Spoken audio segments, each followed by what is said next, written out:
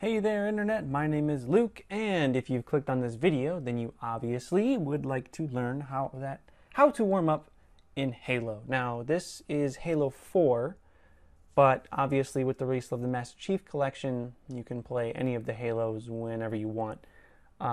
This isn't just how to warm up in Halo 4, this just happened to be how I warmed up. So, what's warm up? What is a warm up? How do you warm up? Some players, not all, will warm up before they play a game. If you're unfamiliar with this, it's just something that people do. They will, if they want to go play competitive, like they want to play in the Halo Championship Series playlist, or if they want to go play some ranked with their friends, they might warm up. Some people do this in custom games. Some people will do this in like Team Slayer or just Rumble Pit. And everyone has a different kind of method. And this video is me showing you my method, and my method of warming up, and how when I choose to warm up, this is how I do it. Now I want to get this out there that I don't always warm up. This was it's few and far between. This was a game that I recorded about 5 days ago before I went out of town.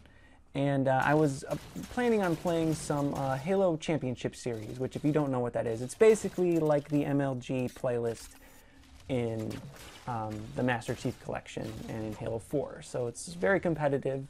There's no radar. Every shot counts. And I wanted to be on for that. I wanted to be the best that I could right off the gate, and I didn't want to have a couple crappy games before I ended up playing well.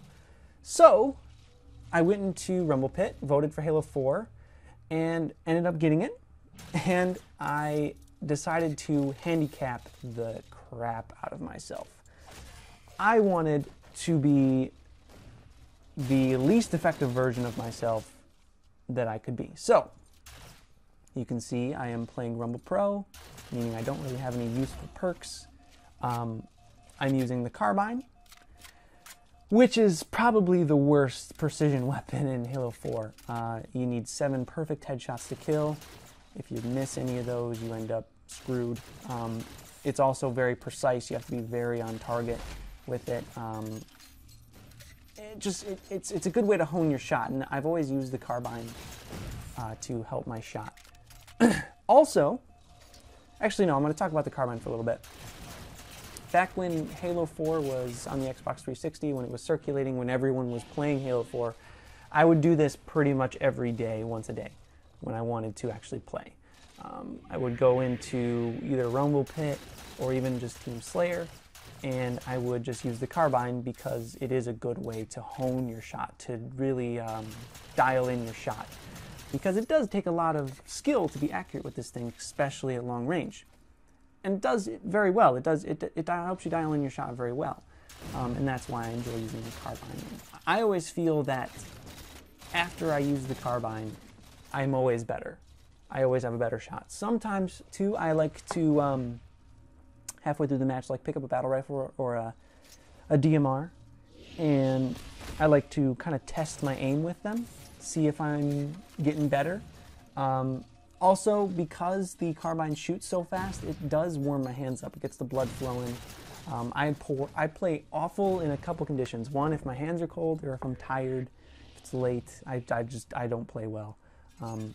And I can fix the cold hands by just warming up in a game like this. And it does warm your hands up and get the blood flowing when you have to pull the trigger very fast 7 times in order to get a kill. It does help. And you can see I'm still missing some beam rifle shots. I'm still missing a lot of carbine shots. But we're only 8 kills in, a couple minutes in, so that's pretty much standard. So I want to tell you about the second thing I did in this video, and I haven't brought it up yet because I wanted to talk about the benefits to your shot that the carbine will give to you. And you can go into Halo 4 to get access to the carbine. If you don't want to go play Halo 4, you can go into Halo 2, and you can either use the SMG or you can go and find inferior guns to the battle rifle, like the Magnum, the plasma rifles. Those help if you can try to get kills with those. In Halo 3, I don't believe you start with a Magnum in the Halo 3 playlist. If you do, then go ahead, use the Magnum in Halo 3 playlist. If not, again, same thing like Halo 2. Just pick up whatever weapon you want to use. In Halo 1, it's really kind of hard to rank up warm up because, I mean, the Magnum in Halo 1 is a 3-shot kill to the head. You do have to be perfect, so it is very valuable to warm up before playing Halo Ranked.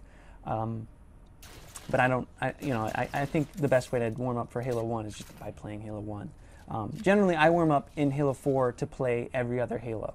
So I'll play Halo 4 to play Halo 2 Anniversary HCS. Anyway, we're going to talk about what else I did to handicap myself.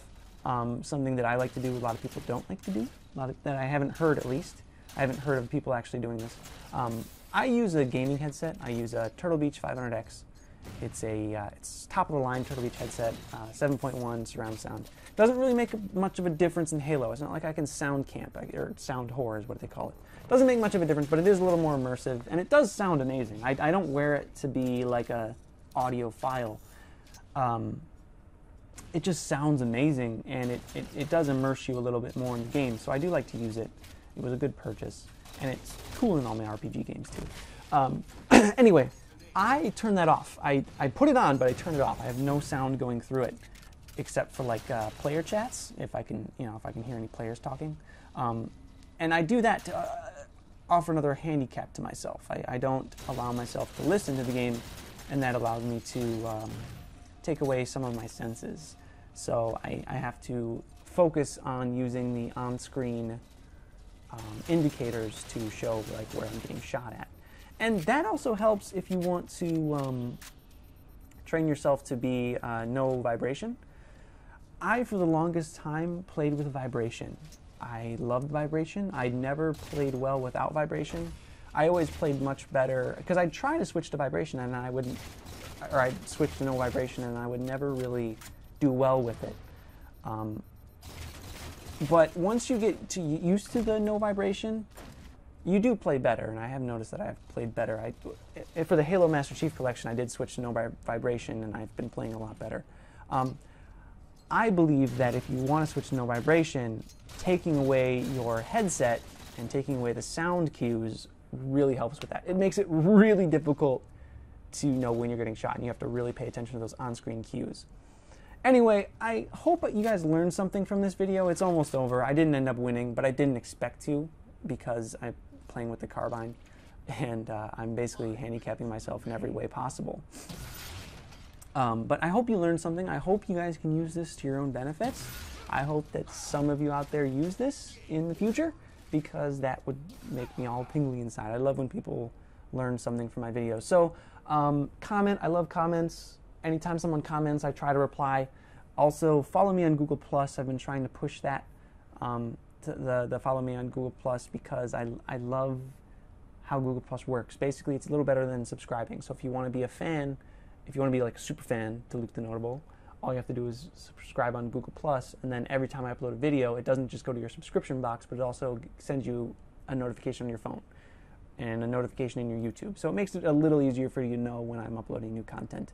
Anyway, thanks for watching. This has been Luke. See you later.